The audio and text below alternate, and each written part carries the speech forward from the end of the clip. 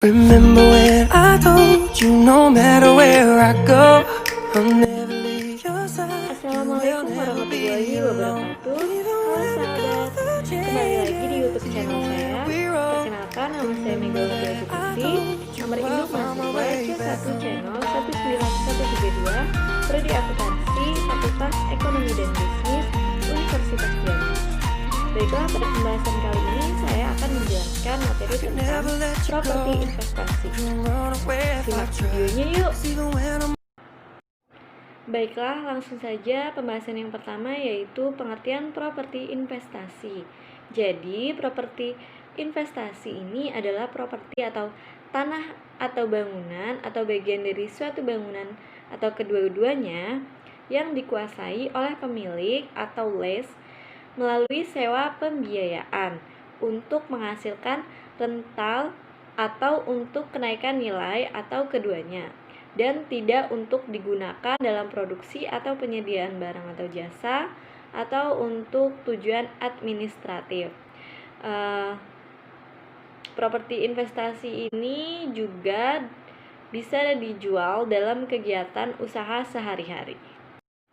Baiklah, berikutnya ada contoh properti investasi. Yang pertama ada tanah yang dikuasai dalam jangka panjang untuk kenaikan nilai dan bukan untuk dijual jangka pendek dalam kegiatan usaha sehari-hari. Yang kedua ada tanah yang dikuasai saat ini yang penggunaannya di masa depan belum diketahui. Yang ketiga ada bangunan yang dimiliki oleh entitas atau dikuasai oleh entitas melalui sewa pembiayaan dan disewakan kepada pihak lain melalui satu atau lebih sewa operasi. Yang keempat, ada bangunan yang belum terpakai tetapi tersedia untuk disewakan kepada pihak lain melalui satu atau lebih sewa operasi. Berikutnya, yang kelima, ada properti dalam proses pembangunan atau pengembangan yang di masa depan digunakan sebagai properti investasi. Baiklah, selanjutnya ada pengakuan properti investasi. Biaya perolehan properti investasi harus diakui sebagai aset jika dan hanya jika yang pertama besar kemungkinan manfaat ekonomis di masa depan berkenaan dengan aset tersebut akan mengalir ke entitas. Kemudian yang kedua ada biaya perolehan aset dapat diukur secara andal. Kemudian untuk pengukuran properti investasi itu ada dua. Yang pertama ada pengukuran awal. Pada saat pengukuran awal, properti investasi yang memenuhi kualifikasi untuk diakui sebagai aset harus diukur sebesar biaya perolehan. Biaya perolehan tersebut meliputi harga pembelian dan setiap pengeluaran yang dapat didistribusikan secara langsung. Pengeluaran yang dapat didistribusikan secara langsung termasuk biaya jasa hukum, pajak penjualan, dan biaya transaksi lainnya. Kemudian yang kedua ada pengukuran setelah perolehan. Entitas harus memiliki nilai modal wajar atau model biaya sebagai kebijakan akuntansi untuk pengukuran setelah perolehan. Model yang dipilih tersebut harus ditetapkan pada seluruh investasi. Nah, untuk model biaya, perlakuan akuntansi setelah perolehan dengan menggunakan model biaya sama seperti model biaya di aset tetap yang dijelaskan di bagian sebelumnya, yaitu dicatat sebesar biaya perolehan dikurangi akumulasi penyusutan dan akumulasi rugi penurunan nilai aset pengaturan. Untuk penghitungan penyusutan juga sama dengan aset tetap.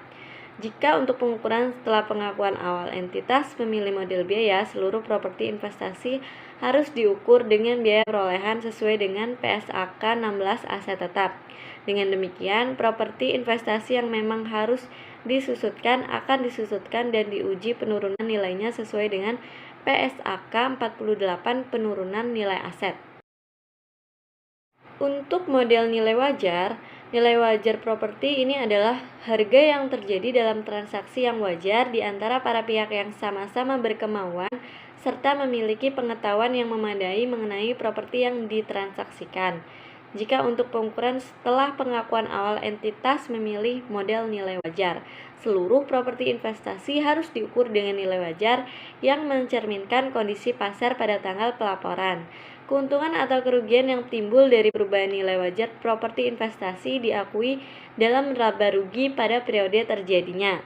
Properti investasi tidak disusutkan dan tidak diuji penurunan nilainya karena jumlah tercatat aset akan selalu disesuaikan dengan nilai wajar pada tanggal pelaporan.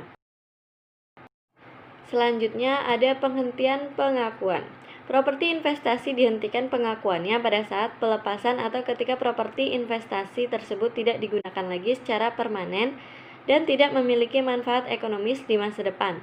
Pelepasan properti investasi dapat dilakukan dengan cara dijual atau disewakan secara sewa pembiayaan. Apabila satu properti investasi memiliki beberapa bagian dengan nilai yang signifikan, maka penyusutan tiap bagian tersebut dilakukan secara terpisah. Jika dilakukan penggantian untuk suatu bagian dari properti investasi tersebut, maka entitas mengakui biaya penggantian untuk bagian yang diganti tersebut di dalam jumlah tercatat suatu aset tersebut, dan jumlah tercatat dari bagian yang diganti tidak diakui lagi. Namun jika bagian yang diganti tersebut bukan merupakan bagian yang disusutkan secara terpisah, maka biaya penggantian yang terjadi dapat digunakan sebagai indikasi untuk menentukan berapa jumlah biaya bagian yang diganti tersebut.